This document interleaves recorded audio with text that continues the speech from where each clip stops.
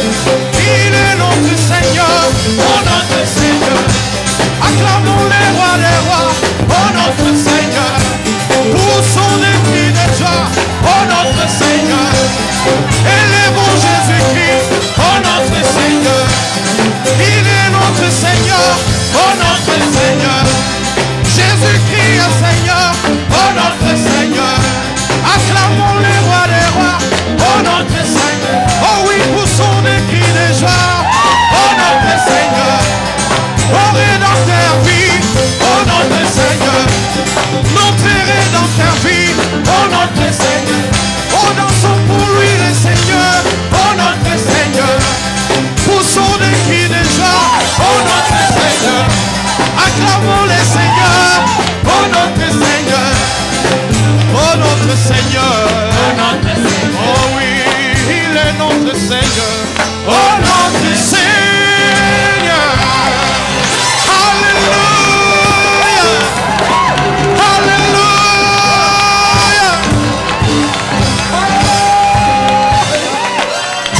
alléluia, puissant est Jésus, il est le tout-puissant. Oh, les boiteux marchaient en son nom. Il est le tout-puissant. Et les aveugles voyaient en son nom. Il est le tout-puissant. Jésus, il est le tout-puissant. Jésus, il est le tout-puissant. Il est le tout-puissant. Oh, les démons tremblent devant lui. Il est le tout-puissant. Oh, les sorciers tremblent devant lui. Il est le tout-puissant. Et lui-même et Satan tremblent devant lui. Il est le tout-puissant. Oh, il est le tout-puissant. Jésus-Christ, il est le tout-puissant. Il est le tout-puissant. Oh, les sida tremblent devant lui. Il est le tout-puissant. Oh, les cancers tremblent devant lui. Il est le tout-puissant. Oh oui, les sorciers tremblent devant lui. Il est le tout-puissant. Oh, Azali Nanguya, Kolo Yesu, Azali Nanguya, oh, Bandoki Bakimi Ponaye, Yesu, Azali Nanguya, Kolo Yesu, Azali Nanguya, oh, Kindoki Esili Ponaye, oh, Ekobwe Esili Ponaye, oh, Cancer Esili Ponaye. Oh, il est le tout-puissant. Jésus-Christ, il est le tout-puissant. Oh, les aveugles voyaient en son nom. Et les boiteux marchaient en son nom. Oh, les démons tremblent devant lui. Oh, la maladie tremble devant lui. Oh, ta maladie tremble devant lui. Oh, ta situation semble devant lui. Jésus, il est le tout-puissant. Jésus-Christ, il est le tout-puissant. Oh, il est le tout-puissant. Oh, les sida tremblent devant lui. Oh, les cancers tremblent devant lui. Alléluia. La maladie tremble devant lui. Oh, et ta maladie tremble devant lui. Maintenant ta maladie tremble devant lui. Maintenant ta maladie tremble devant lui. Maintenant ta maladie tremble devant lui. Maintenant ta maladie tremble devant lui. Oh Jésus, il est le tout-puissant. Jésus, il est le tout-puissant. Oh, les démons tremblent devant lui. Oh, les sorciers tremblent devant lui. Les sorciers tremblent devant lui. Alléluia.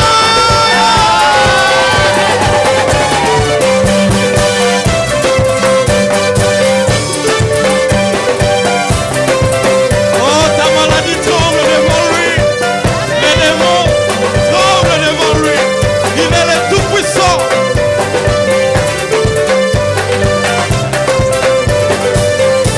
Jésus, il est le tout-puissant.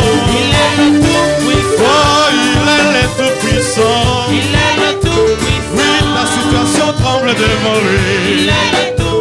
Oh, ta maladie tremble devant lui. Les sorciers tremblent devant lui. Il est le Tout-Puissant. Les cancers tremblent devant lui. Il est le Tout-Puissant. Il est le Tout-Puissant. Il est le Tout-Puissant. Jésus, il est le Tout-Puissant. Il est le Tout-Puissant. Oh oui, il est le Tout-Puissant. Il est le Tout-Puissant. Jésus.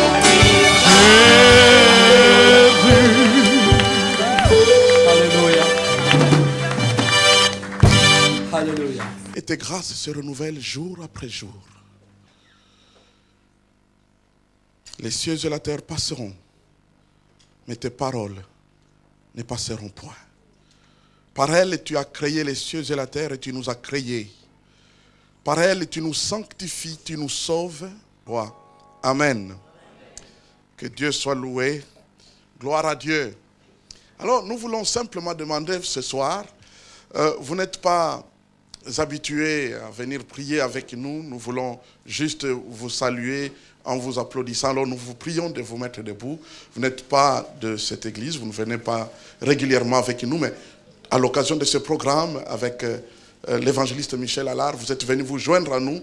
Nous voulons vous demander de vous lever et nous allons justement vous saluer.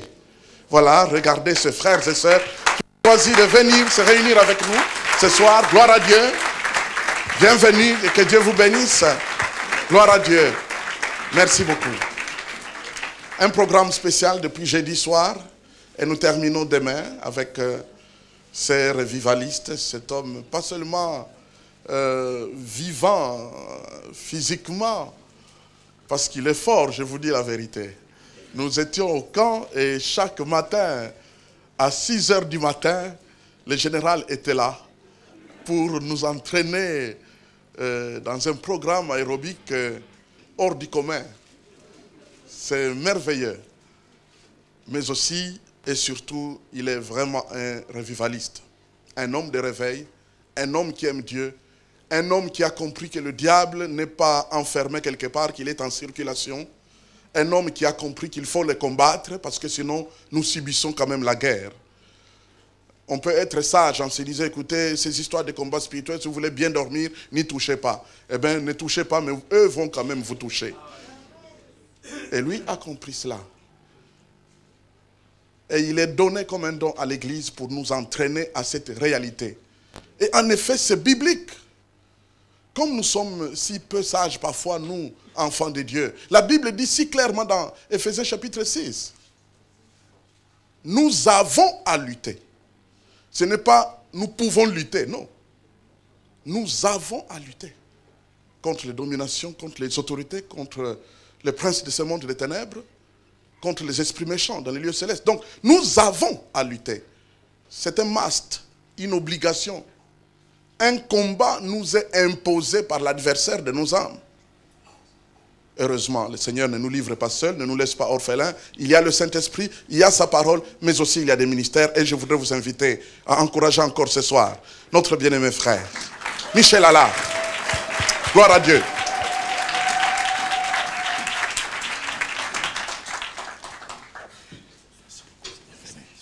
Gloire à Dieu. On a vu que dans le combat spirituel, comme notre frère Célestin nous l'a introduit ce soir, ce n'est pas une option, c'est nous avons à combattre. Si nous n'apprenons pas la guerre, nous allons la subir. Et malheureusement, il y a beaucoup plus de prisonniers de guerre et de blessés de guerre que de véritables soldats de l'armée du Seigneur Jésus-Christ. Et une des armes principales est le bouclier de la foi. On a vu qu'il y avait différentes foi. Jeudi soir, on a vu la foi persévérante, la foi qui saisit la masse, qui reprend la masse et qui frappe jusqu'à ce que l'obstacle qu'il y a entre toi et les bénédictions et les promesses de Dieu soit enlevé. Une foi qui persévère, croûte que croûte, jusqu'au bout. Amen. Alléluia. Amen. Hier soir, nous avons vu une foi active, une foi qui s'approprie ce qu'elle a demandé, croyant que ce qu'elle a demandé est selon la volonté de Dieu, et parce que c'est selon la volonté de Dieu, elle possède déjà cette chose. Mais on a vu que pour la posséder, il fallait que la foi soit suivie d'une action. Que la foi sans les œuvres était morte. L'apôtre Jacques disait, « Frère, à quoi te sert-il de me dire que tu as la foi si tu n'as pas les œuvres, ou c'est-à-dire si tu n'as pas les actions qui me démontrent ta foi? » Nous pouvons démontrer notre foi aux autres beaucoup plus par nos actions que par nos paroles. Malheureusement, il y a beaucoup plus de parleurs que de faiseurs. Chez nous, je ne sais pas si ça se dit en Afrique ou en Belgique, mais on dit « grand parleur, petit faiseur ». Dites ça avec moi. « Grand parleur, petit faiseur ». Soyons des petits parleurs et des grands faiseurs. Soyons de ceux qui faisons, qui mettons en pratique la parole de Dieu. Et celui qui met la parole de Dieu en pratique, la Bible nous dit qu'il est heureux, qu'il réussit dans tout ce qu'il entreprend, pardon. Donc, une foi tantôt persévérante pour différentes circonstances, tantôt une foi qui amorce la pompe. Une foi qui, après avoir prié, croit que Dieu entend ses prières et possède par anticipation ce qu'elle a demandé. Une foi qui ne marche plus par la vue, une foi qui voit les choses non pas comme la réalité voudrait le dire, mais comme elles ont prié qu'elles soient. Et ce soir, nous allons entrer dans une autre dimension de la foi qui est encore dans une action concrète. Que lorsque nous entendons la parole de Dieu nous dit que notre foi vient de ce que nous entendons. Et ce que nous entendons vient de la parole de Dieu. Et lorsque nous entendons et que nous agissons en fonction de ce que nous avons entendu, Dieu a juré lui-même, par lui-même, n'ayant personne de plus grand que lui par lequel jurer, d'honorer sa parole. Venez avec moi dans le livre des Actes, au 14e chapitre. Livre des Actes, 14e chapitre.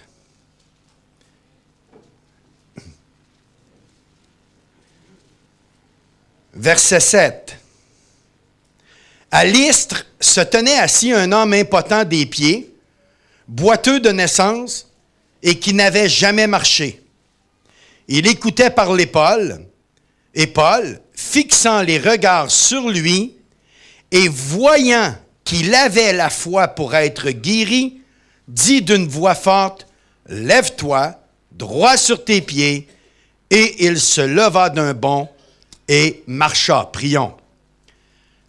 Seigneur, donne-nous ce soir, à nous, ton peuple réuni ici en ton nom, de recevoir dans nos cœurs une foi que lorsque quelqu'un va nous regarder, il verra que nous avons en nous la foi pour être guéris.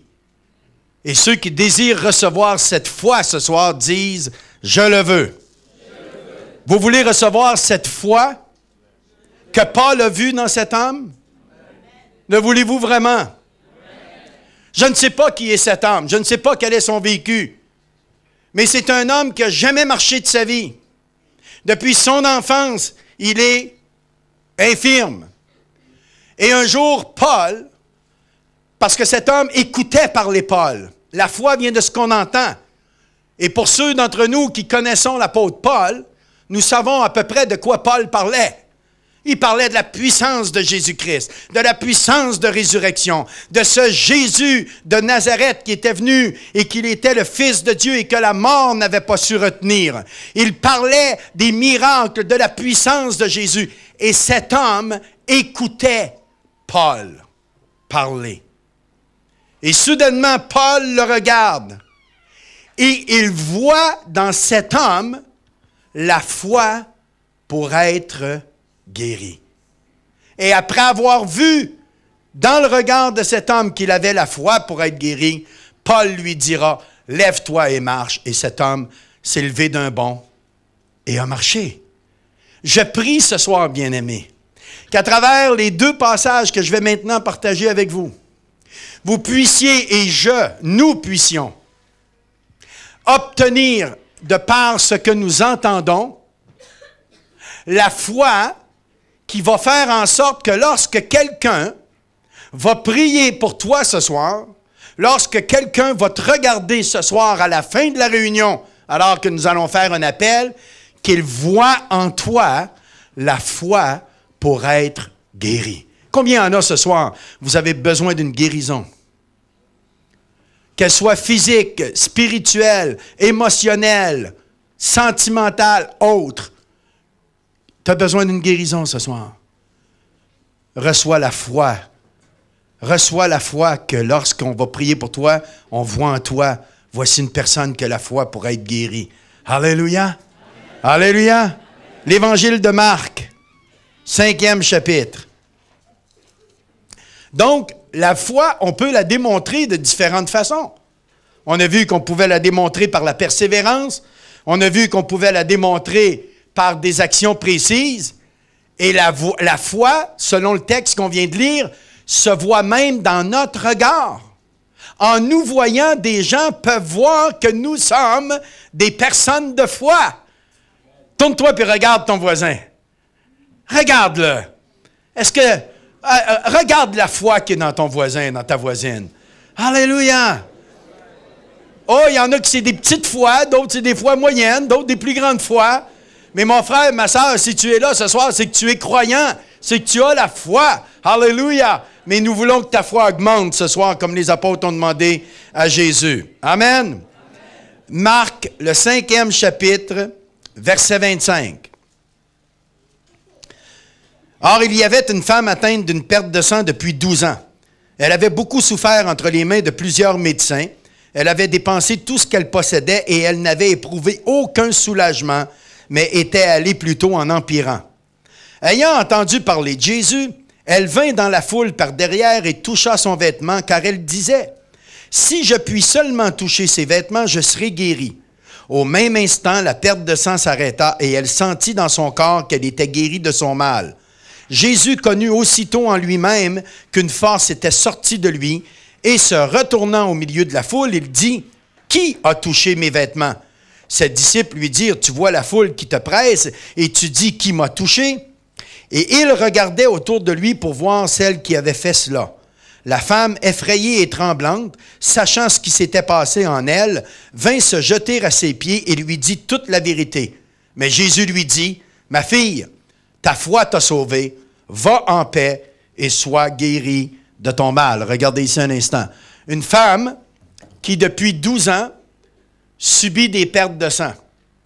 Une femme qui, de par la maladie qui l'accable, est obligée de vivre exclue du reste de la société parce que, selon la loi juive, lorsque la femme a des pertes de sang, elle est considérée impure et donc doit être tenue à l'écart.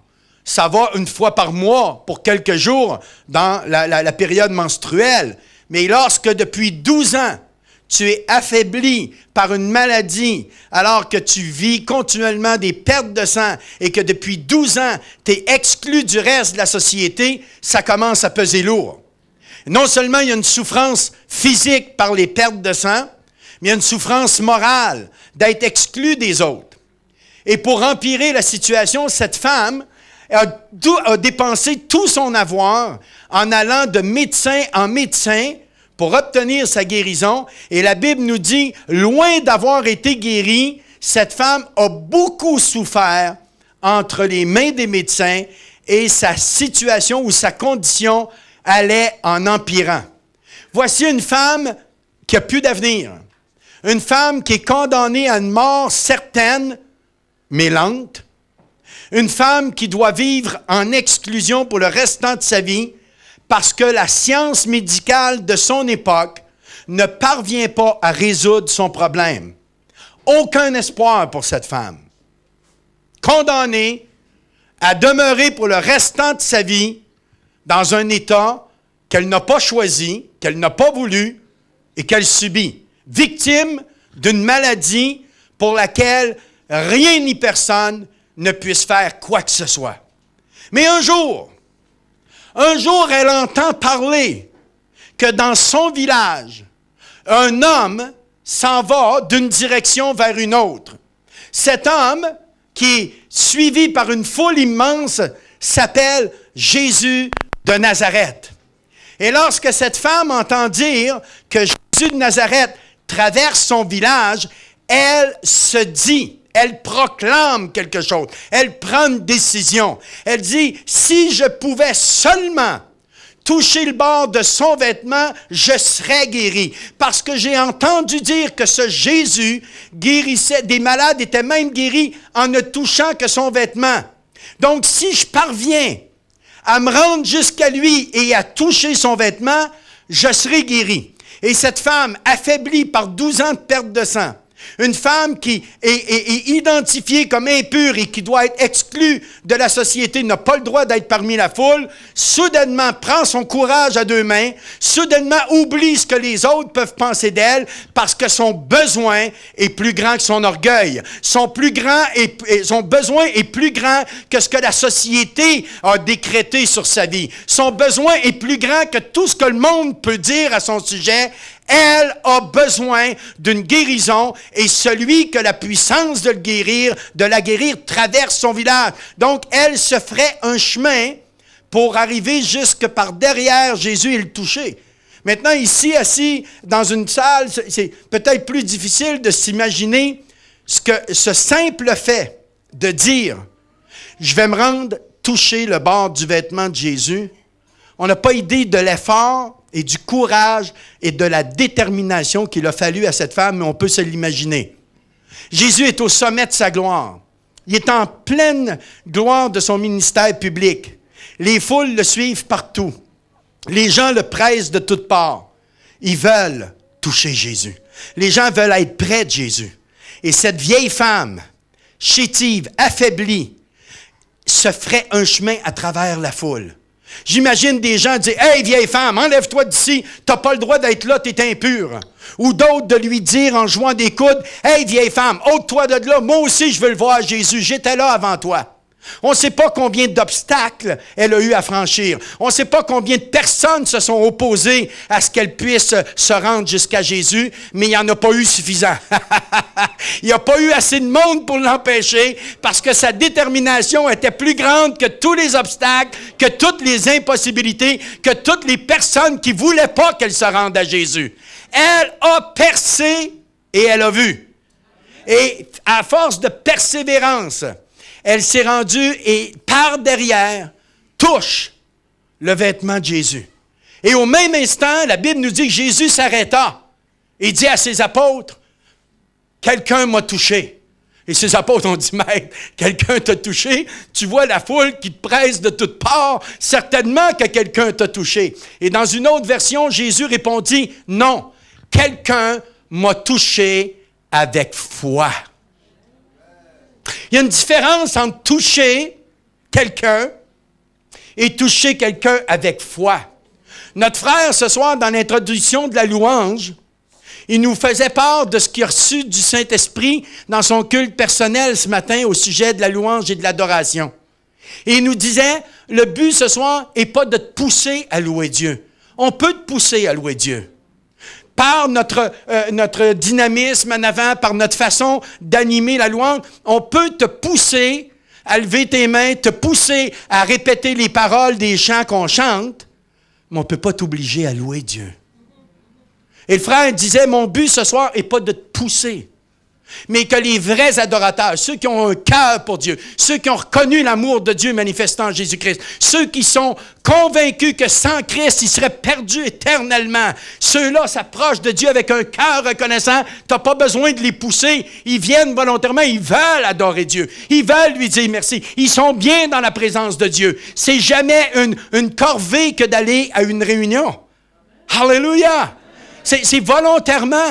Et combien de gens peuvent dire, combien de témoignages j'ai entendus, « Oh, je vais souvent au culte, mais ça ne m'apporte rien. » Tu t'es trompé. Quand tu vas au culte, ce n'est pas pour recevoir, c'est pour donner. Et en donnant, tu reçois. Quand tu donnes dans la louange, quand tu donnes dans l'adoration, tu fais de la place pour après que Dieu puisse déposer quelque chose dans ton cœur. Alléluia! Si tu vas dans un culte et tu n'as rien reçu, c'est parce que tu es allé dans un culte dans lequel tu n'as rien donné. Attendez, dans mes notes, c'était marqué. Non. Dans mes notes, c'était marqué « La foule garda silence, percutée par la profondeur de tes paroles. »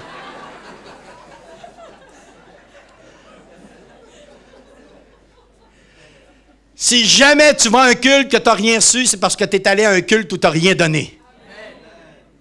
Mais pas ce soir. Ce soir, tu as donné, tu vas recevoir. Alors, cette femme a touché Jésus d'une façon... Écoutez, la foule le pressait, Jésus. Donc, beaucoup de gens ont touché à Jésus avant cette femme. Il ne s'est rien produit. Ils ont touché à Jésus. Viens ici, Jean-Claude. Viens ici. Ils ont touché à Jésus comme si on était tous les deux dans la foule, on peut se frotter ou je te mets la main comme ça, ou je peux toucher. Mais je ne le touche pas avec foi. La façon dont cette femme a touché à Jésus, derrière, Jésus s'est arrêté et dit, j'ai senti une force sortir au-dedans de moi, merci. J'ai senti une force me quitter parce que quelqu'un qui m'a touché avec tellement de foi que l'Esprit a agi. Et là, il se tourne pour savoir c'est qui. Et la femme, se sentant reconnue, dira, c'est moi, maître. Et là, qu'est-ce que Jésus a fait? Il a fait venir les anciens, ils ont fait l'onction d'huile. Non. Il n'a rien fait. Il dit, ma fille, va. Ta foi t'a sauvé, sois guérie de ton mal. Mais la perte de sang était déjà arrêtée, si vous lisez le texte comme il faut. La perte de sang s'est arrêtée à l'instant où elle a touché le bord de son vêtement. Elle avait une vision. Si je parviens à toucher le bord de son vêtement, je serai guéri. Si je parviens à toucher le bord de son vêtement, je serai guéri. Malgré les obstacles, malgré les difficultés, malgré la foule qui veut l'empêcher de se rendre à Jésus, elle est persévérante, elle continue. Elle a un objectif, toucher le bord de son vêtement. Toucher le bord de son vêtement. Et finalement, elle y arrive et en le touchant, schlox! Ce qu'elle espérait, ce pourquoi elle s'était battue, lui a été accordé. Alléluia! Alléluia! Et là, Jésus lui dira, va ma fille, ta foi t'a sauvée, sois guérie de ton mal. Pas eu besoin de prier pour elle, parce qu'elle avait en elle, comme en ce boiteux de Acte 14, la foi pour être guérie. Tournez quelques pages plus loin dans Marc 10. L'histoire d'un autre homme qui lui aussi avait la foi pour être guéri. Alléluia. Nous voulons cette foi qui va nous permettre d'être guéris. Amen. Ce qu'il y a d'extraordinaire, c'est que par la foi, bien-aimés, nous pouvons nous approprier toutes les promesses de Dieu. Toutes. Ce midi, on a été accueillis chez des frères bien-aimés pour un excellent repas africain. Il va falloir suivre un régime quand je retourne, hein, Luc? Alléluia!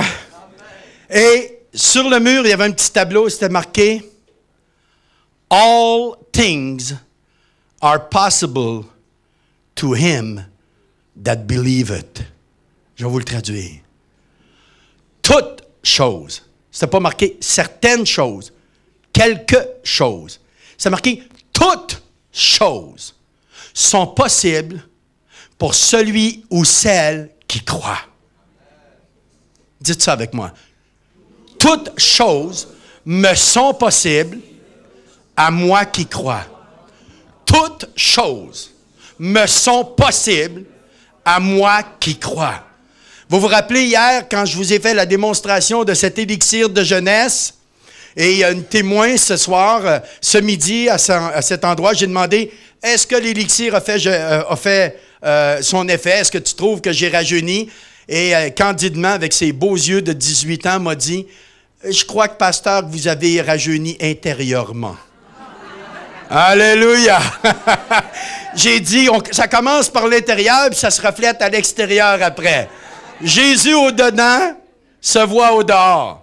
Mais on a vu hier que l'important, ce n'était pas la grandeur de notre foi, mais l'objet de notre foi. Une petite foi à un grand Dieu m'a délivré de 18 ans d'esclavage de drogue.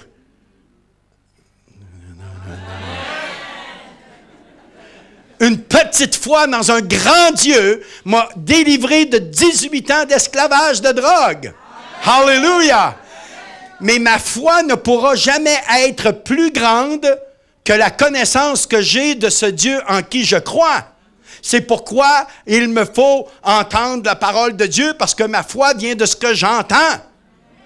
Et si ce que j'entends, je le mets en pratique, le miracle est là. Attendez, là, vous n'avez pas compris, là. Je le redis là, OK? Si ce que j'entends, je le mets en pratique, ça va s'accomplir. Le miracle va se produire. On l'a vu avec cette femme qui avait des pertes de sang. Regardez bien maintenant dans Marc, au 10e chapitre, verset 46. Ils arrivèrent à Jéricho, et lorsque Jésus en sortit avec ses disciples et une assez grande foule, le fils de Timée, Bartimée, mendiant aveugle, était assis au bord du chemin.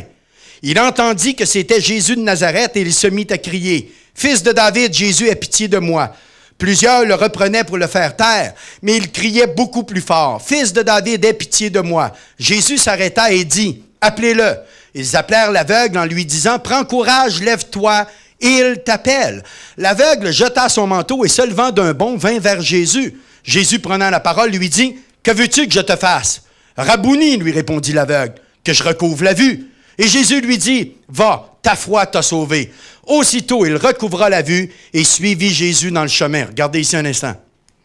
Un homme, un peu comme ce boiteux d'Acte 14, ou comme cette femme qui avait des pertes de sang, mais dans la condition ici de Bartimée, le fils de Timée, il est mendiant aveugle. Bartimée, son identité, lorsque les gens le voient, ils disent, « Hey, t'as vu, ça c'est Bartimée, c'est le fils de Timée, c'est un mendiant aveugle. » Depuis sa naissance, il y a une identité, un mendiant aveugle, condamné pour le restant de sa vie dans cette identité d'un mendiant aveugle. Tous les matins, on le prend, on l'amène sur le bord de la route, parce que Jéricho, c'est une ville très passante, et il est là pour demander le monde. Tous les jours, c'est sa vie. Et vous savez, les non-voyants développent des sens particuliers pour compenser un peu pour la vue. Exemple, ils sont beaucoup plus développés au niveau de l'ouïe et autres, ou des mouvements. Et j'imagine que ce matin-là, Bartimée, de par le pas des pressants, ou le pas des passants, pardon, s'est dit, « Oh, il y a de quoi d'inhabituel dans le village ce matin. Pourquoi? J'ai l'impression que les gens marchent plus vite que d'habitude. » Alors peut-être qu'il a saisi un passant par les chevilles pour lui dire, « Hey, qu'est-ce qui se passe ici aujourd'hui? Quel est l'objet de ce tumulte? » Et là, on lui a répondu, « Jésus de Nazareth passe ici. » Jésus de Nazareth. Celui dont j'ai entendu dire qu'il guérissait les aveugles. « Jésus, fils de David, aie pitié de moi! » Cesse de crier, Bartimée. C'est pas évangéliquement correct de crier dans des réunions comme ça. Cesse de crier, Bartimée. « Jésus, fils de David, aie pitié de moi! » Parce que ma condition, dans laquelle on m'a condamné depuis ma naissance, que personne ne peut changer, sauf un homme. Parce que j'ai entendu parler de cet homme. J'ai entendu parler de Jésus de Nazareth, qu'il guérissait tous les malades qu'on lui amenait. J'ai entendu parler que ce Jésus avait redonné la vue à des aveugles. Et ce Jésus qui a la puissance de redonner la vue aux aveugles passe ici. Je ne le laisserai pas passer jusqu'à ce qu'il m'ait fait venir jusqu'à lui. « Jésus, fils de David, aie pitié de moi! » Et Jésus s'est arrêté. Jésus s'est arrêté. Le psaume 34, verset 7 nous dit « Quand un malheureux crie, l'Éternel entend et le délivre de toutes ses détresses. » Mais bien aimés, on a perdu l'habitude de crier. On a perdu ce désespoir, ce cri d'un désespéré dans son cœur pour s'appuyer sur le seul qui puisse véritablement changer la situation. L'ennemi, par toutes sortes de beaux noms, de beaux systèmes, a mis en place toutes sortes de situations ou de systèmes pour nous empêcher de crier à celui qui peut te guérir, à celui qui peut te délivrer, à celui qui peut te sauver. On va faire un appel dans des réunions pour la guérison, tout le monde a un petit bobo ici à quelque part. Hein? On a tous un petit bobo à quelque part qu'on aimerait qu'il ne soit plus là. On n'aime pas souffrir, on n'aime pas la souffrance physique. Tu fais un appel pour la guérison, tu es certain c'est l'appel qui remplit le plus d'espace en avant dans toutes les réunions. Fais un appel pour la guérison physique. Mais la triste réalité des choses, c'est quand les gens s'avancent pour répondre à l'appel, il n'y a pas cette détermination de la femme qui avait des pertes de sang. Il n'y a pas ce que Paul a vu dans ce boiteux de naissance qui a vu qu'il avait la foi pour être guéri. On s'avance et on dit, j'ai rien à perdre. Si ça marche, alléluia. Puis si Dieu ne me guérit pas, j'irai voir mon docteur qui va me donner mes médicaments et qui va soigner mes maladies. Vous savez, on a mis en place un système qu'on appelle l'assurance maladie. C'est un système qui t'assure d'être malade. Tu es assuré d'être malade avec un système comme ça, parce que dès qu'il y a de quoi qui ne va pas, tu vas voir ton docteur. J'ai rien contre les docteurs. Je suis allé en voir un dernièrement. Pas de problème pour ça. Mais est-ce qu'on va à Jésus en premier? Est-ce qu'on a cette détermination pour crier à lui, pour que lui intervienne dans notre vie? Vous savez, on entend parler des miracles. La grande majorité des puissants miracles qu'on entend parler viennent de votre pays, des pays africains. Pourquoi? Parce qu'ils n'ont pas le tchic-tchic. Ils n'ont pas l'assurance maladie. Ils n'ont pas tous les docteurs et tous les médecins et tous les professeurs qu'il faut. Donc, vu que tu es dans des situations désespérées et que tu entends dire qu'il y a un Dieu vivant, son nom est Jésus-Christ, qui guérit encore aujourd'hui, tu t'avances avec un tel désespoir, une telle détermination qu'il n'y a rien pour t'arrêter et les miracles se produisent. On entend parler des miracles ailleurs. Mais moi, ce n'est pas ailleurs que je veux les voir, les miracles. Je veux les voir ici ce soir. Je veux voir dans votre regard la foi pour être guéri. Parce que Dieu est le même. Il ne change pas. Il est le même hier, aujourd'hui et éternellement. Et on l'a répété depuis jeudi soir, bien-aimés. Nous sommes réunis ici au nom de Jésus parce que nous sommes 2 ou 3 ou plus. Jésus est présent au milieu de nous. Et c'est par la foi que nous croyons qu'il est là. Par la foi, par nos yeux spirituels, nous pouvons voir Jésus dans ce lieu ce soir. Imaginez-vous si nous étions 2000 ans passés. Et qu'au lieu d'un prédicateur québécois ici, ce soir, en avant, vous aviez Jésus-Christ de Nazareth et qui disait, ceux qui veulent être guéris, approchez-vous, ça serait la ruée. Parce que là, on serait certain d'être guéris. Parce que c'est Jésus.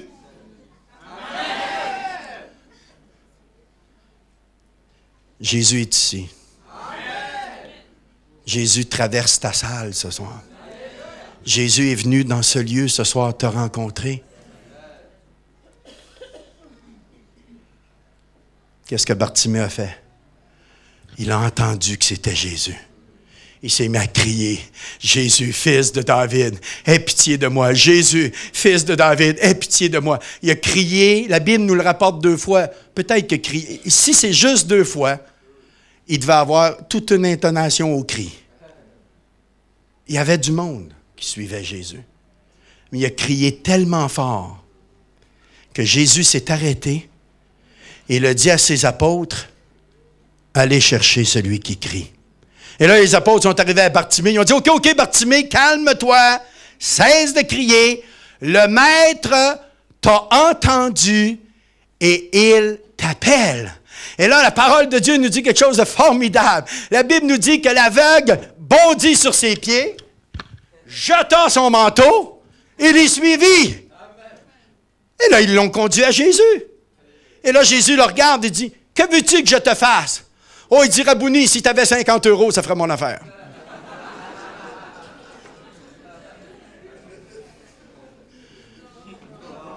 Non, mais attendez. Toute sa vie, il a mendié.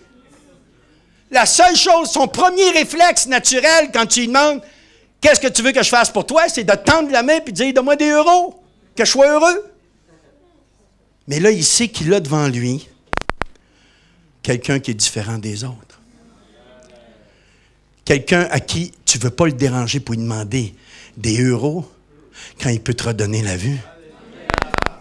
Et là, Bartimée dira, Rabouni, ce qui veut dire maître, si tu le veux, fais que je recouvre la vue. Et là, qu'est-ce que Jésus a fait? Il a fait venir les anciens, ils ont fait l'onction d'huile. Non. Il l'a sorti du village, il a craché dans du sable, il a fait de la boue, puis il a mis ça sur les yeux. Non. Alors qu'il l'avait fait déjà pour un autre aveugle. Non. Devant la foi de Bartimée, Jésus répondra, « Je le veux, va, ta foi t'a guéri. » Et à l'instant même, il recouvrira la vue. Savez-vous quand est-ce que Bartimée a été guéri? Quand Bartimée a jeté son manteau. Ça peut paraître anodin pour nous jeter son manteau. Mais ce qu'il faut comprendre, c'est que le manteau que Bartimée a jeté, c'était son identité. À l'époque, lorsque tu étais un mendiant aveugle, on te revêtait d'un manteau d'une couleur particulière qui disait aux gens, voici un mendiant aveugle. Un peu l'équivalent de la canne blanche d'aujourd'hui. Si vous êtes dans la rue, vous voyez quelqu'un avec une canne blanche, vous savez que c'est quelqu'un qui est malvoyant. Et donc, vous pouvez l'assister pour traverser la rue. Donc, son identité à Bartimée, c'était son manteau. Par son manteau, les gens savaient que c'était un mendiant aveugle et ils pouvaient lui donner une aumône. Toute son identité, il l'a jetée. Savez-vous pourquoi il l'a jetée? Parce qu'il s'est dit, on ne revient pas d'une rencontre avec Jésus dans le même état qu'on était avant de le rencontrer. Celui qui a la puissance de redonner la vue aux aveugles est ici. J'ai crié à lui, il a entendu mon cri, et il m'appelle à lui, fini, j'aurais plus besoin de ce manteau-là. Il jette son manteau au loin, il va devant Jésus, et quand il revient, il n'a plus besoin de reprendre son manteau, parce qu'il ne sera plus jamais identifié comme un mendiant aveugle. Il a été guéri. Amen. Alléluia. Amen. Mais voici comment ça se passe en Europe en 2004. Tu veux me redonner mon manteau, s'il te plaît? Il y a un appel. Ça, c'est ton identité dans laquelle tu es lié depuis des années. C'est quoi ton identité? Africain? Quelqu'un qui est dépressif? Identité d'un couple en difficulté? Identité de quelqu'un qui est au chômage? Identité de quelqu'un qui est dépendant ou esclave de drogue, de médicaments, d'alcool ou autre, de pornographie, tout ça. Il y a une identité. Chacun de nous, on est collé dans une fausse identité. Une identité de laquelle nous sommes esclaves. Et on entend parler de Jésus. On entend parler des miracles que Jésus a accomplis. Il y a des appels. Et là, soudainement, on est touché par la parole de Dieu. Il y a un appel qui est fait et Jésus nous appelle. On y va, mais on amène avec nous notre vieux manteau au cas où, en cas que. Non, mais tout à coup, que je ne suis pas guéri, il faut que je retrouve mon chemin, là, moi, là. S'il ne me guérit pas, il faut que les gens sachent que je suis un mendiant aveugle. Sinon, je fais quoi? Et on garde notre vieux manteau, puis on dit, si Jésus me guérit, là, je vais le jeter. Si Dieu me donne l'argent, je vais aller en Israël.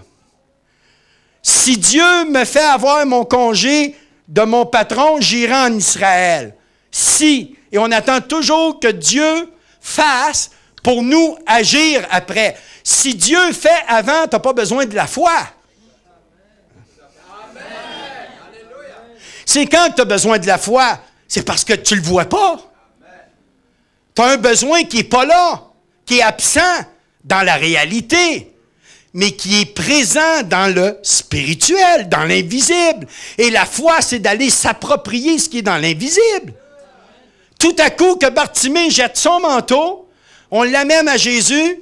Jésus lui dit, qu'est-ce que tu veux que je te fasse? Il dit, Rabouni, que je recouvre la vue, si tu le veux. Puis Jésus dit, je ne le veux pas.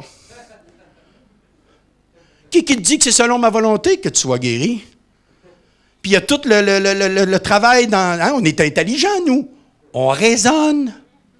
On calcule. Il faut tout comprendre avant. Imagine-toi qu'est-ce qui arrive à Bartimée. Sa vie est ruinée. Le seul qui pouvait faire de quoi pour lui refuse.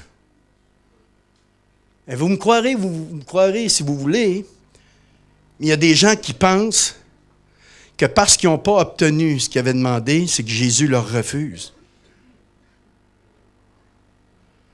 Non. Non, non.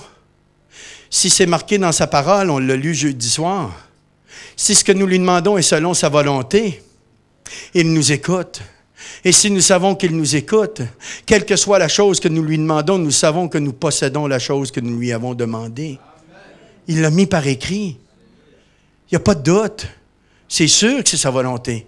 C'est sûr qu'il veut. C'est sûr que lui, il veut. C'est nous qui devons aller l'approprier. Bartimée, en jetant son manteau, a démontré qu'il avait la foi pour être guéri. Cette femme, en se frayant un chemin jusqu'aux vêtements de Jésus, a démontré qu'elle avait la foi pour être guérie. Cet homme qui était boiteux, infirme de naissance, qui n'avait jamais marché de sa vie, quand Paul l'a regardé, il a vu dans son regard que cet homme avait la foi pour être guéri.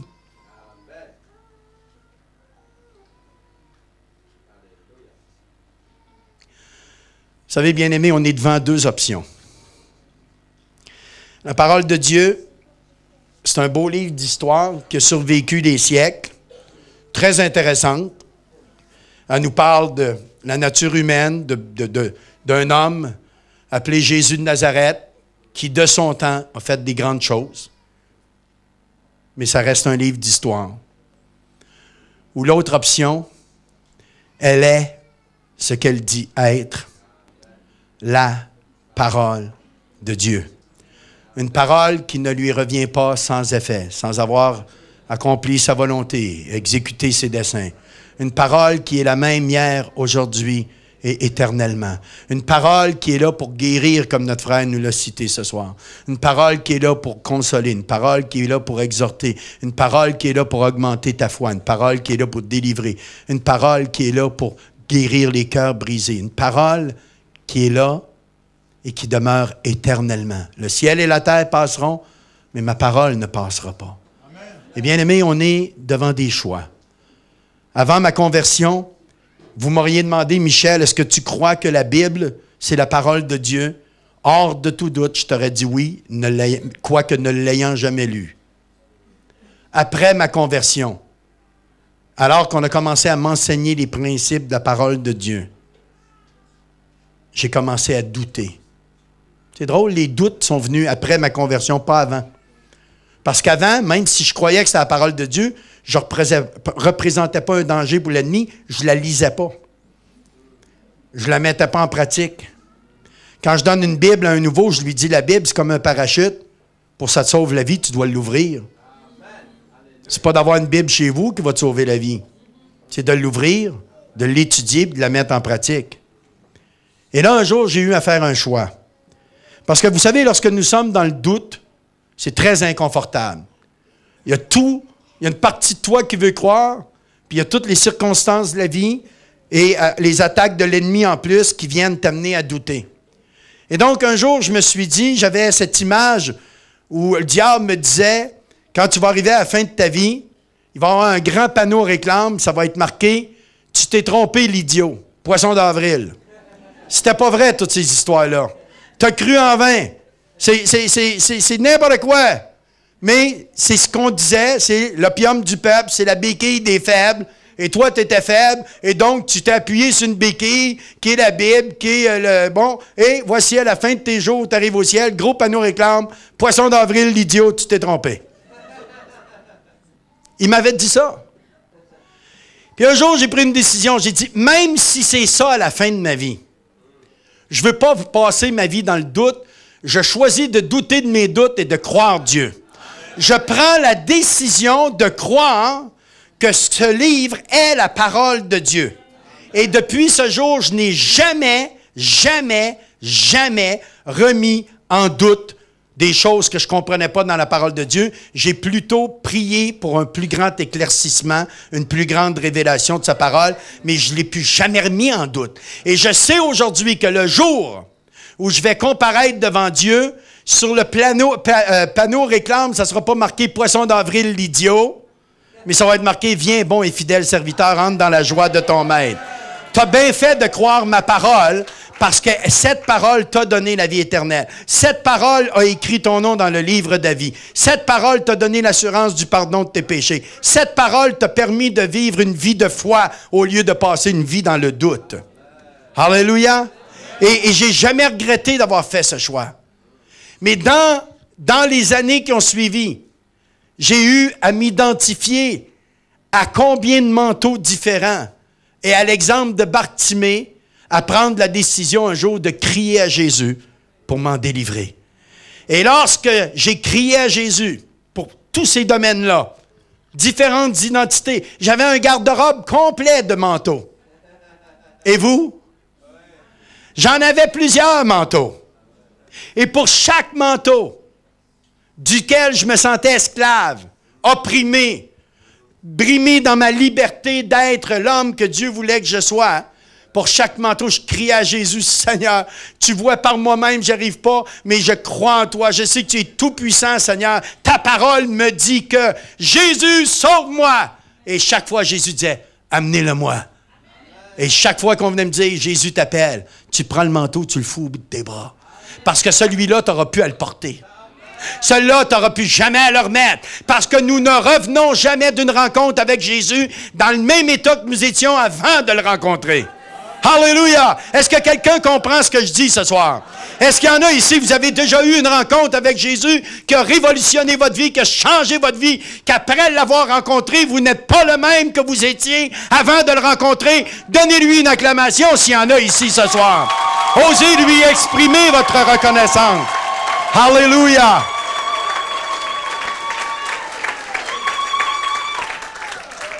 Alléluia! Il est ici ce soir. Il est ici ce soir. Alors, ce que nous allons faire maintenant, nous allons fermer nos yeux. Nous allons prendre un temps, cœur à cœur, seul à seul, avec Dieu. Ce soir, oublie ton voisin. Oublie peut-être la personne qui t'a invité ici. Oublie qui est à ta gauche, à ta droite. Prends un temps à travers toute la semaine que tu as vécue, cette journée de samedi, peu importe les soucis, les fardeaux, les tracas dans lesquels tu étais avant d'arriver ici, les joies aussi, parce qu'il n'y a pas juste des soucis. Ce soir, arrête et sache que l'Éternel est Dieu. Et prends un temps seul avec lui.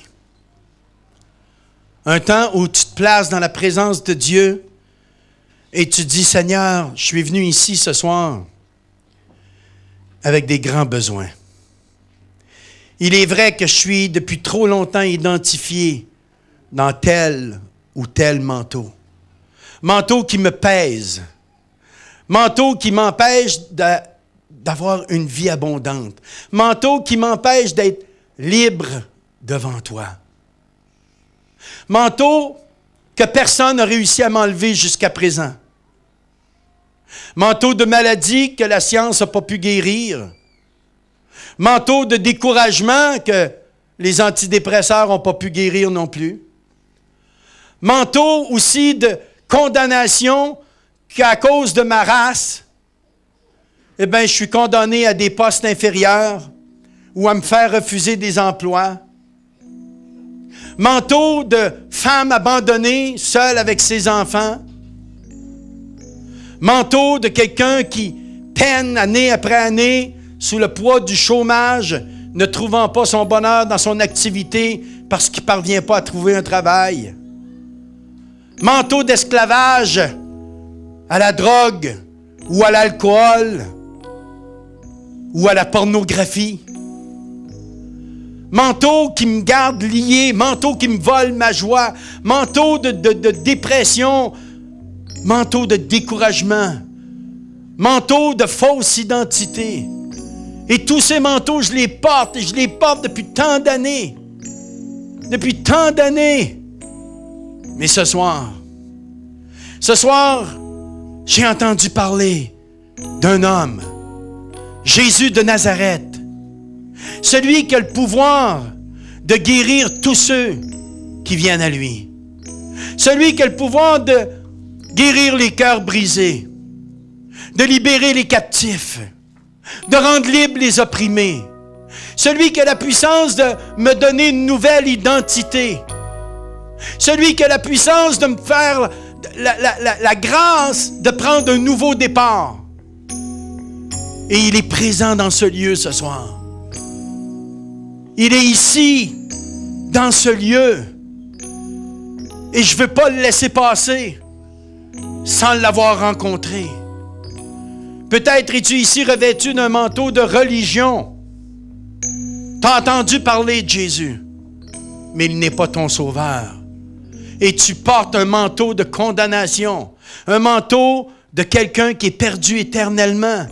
Mais celui qui a la puissance de te sauver, celui qui a dit « Quiconque invoquera mon nom sera sauvé » est présent dans ce lieu ce soir pour te sauver, pour te guérir, pour te délivrer de tes angoisses, de tes peurs, de tes insécurités.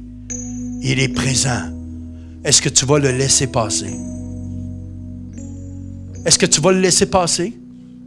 Étant retourné chez toi dans le même état que tu étais avant de venir ici? Ou si à l'exemple de Bartimée, tu es prêt à te lever à ta place et à dire « Jésus, fils de David, aie pitié de moi ».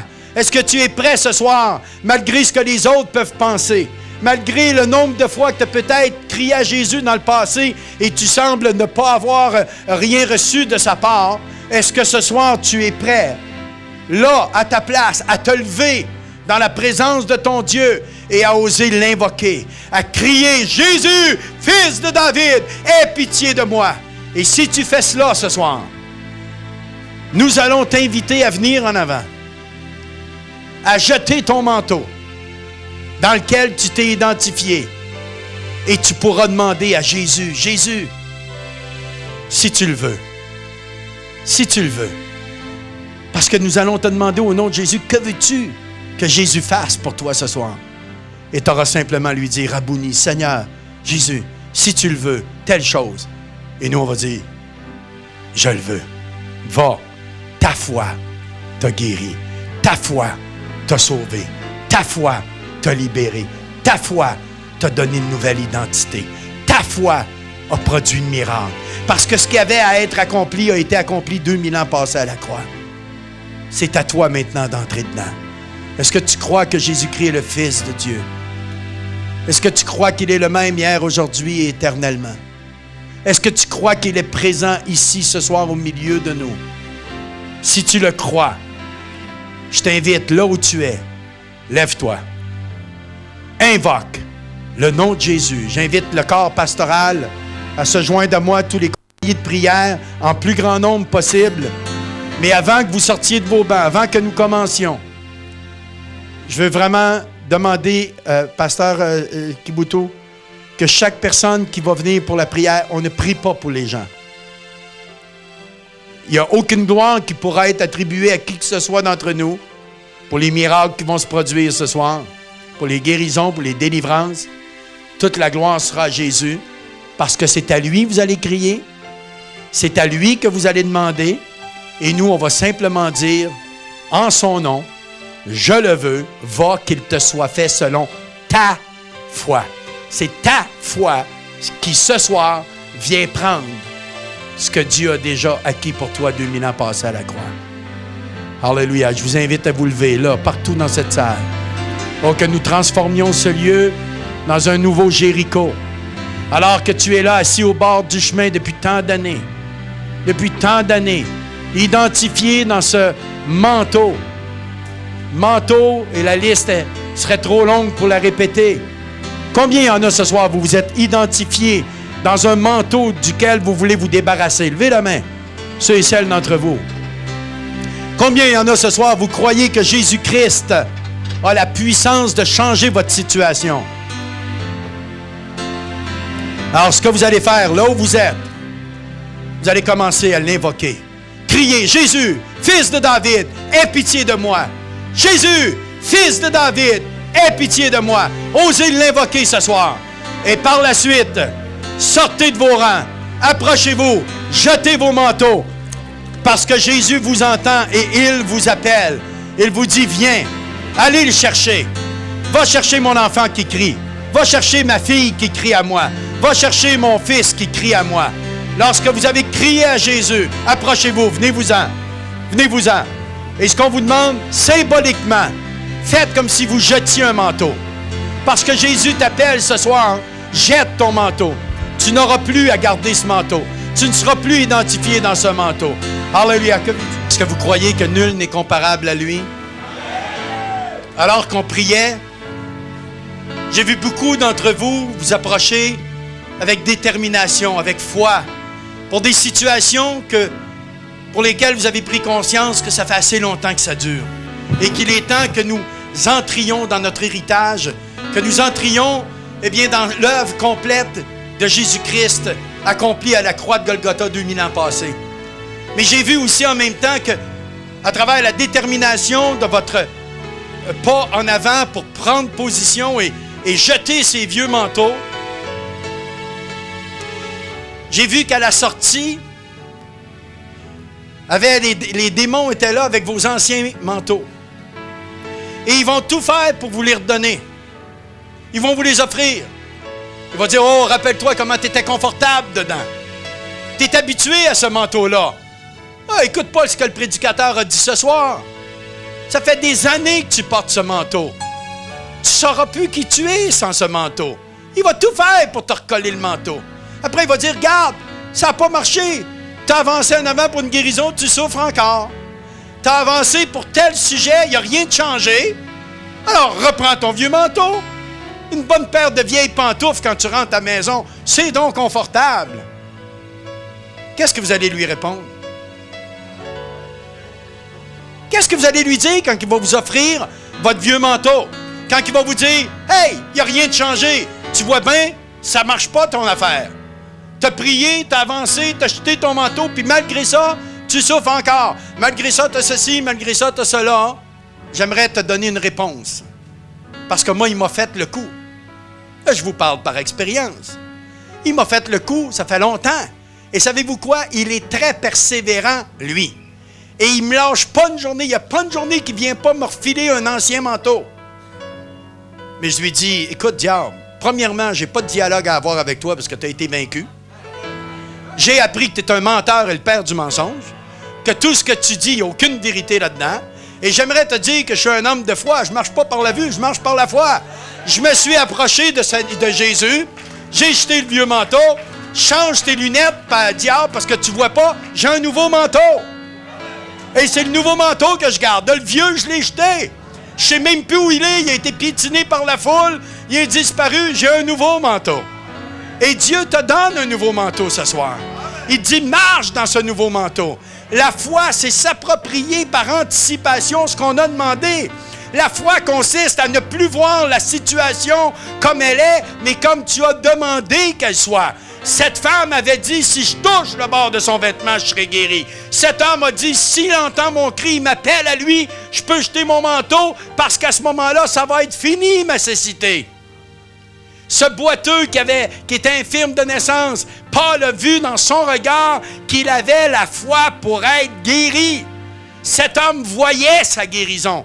Vois ta guérison. Vois ton travail. Vois le couple restauré. Vois tes enfants délivrés. Vois les choses que tu as demandées comme elles sont. Non, pas comme elles sont, mais comme tu as demandé qu'elles soient. Et bien aimé, si tu fais cela, non pas moi, mais la parole de Dieu te dit que si tu fais cela, tu le verras s'accomplir. Alléluia! C'est lui qui l'a dit. Alors, tu auras pour tes situations, pour tes circonstances, besoin, dans telles circonstances, d'une foi persévérante, où tu devras reprendre la masse et frapper jusqu'à ce que la sécurité éclate. Dans d'autres circonstances, tu auras à amorcer la pompe de la foi, à entreprendre une action concrète qui démontre que tu as la foi.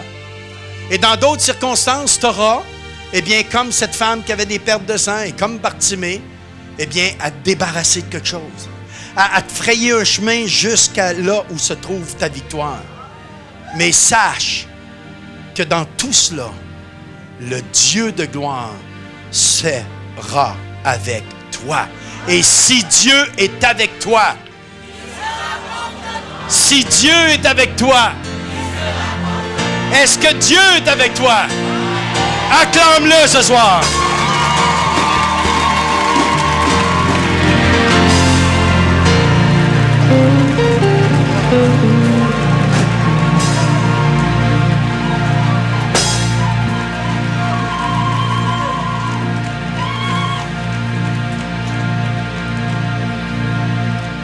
Alléluia.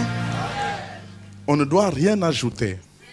Si ce n'est pour conclure, vous savez, la Bible dit soyez reconnaissants. Et la reconnaissance se manifeste de bien des manières. On peut envoyer une petite lettre d'encouragement à quelqu'un qui nous a fait du bien. Mais aussi dans le cadre des ministères, par expérience, je sais que chaque fois que les hommes de Dieu décident de se mettre à part, à temps plein pour un ministère, cela coûte un grand sacrifice.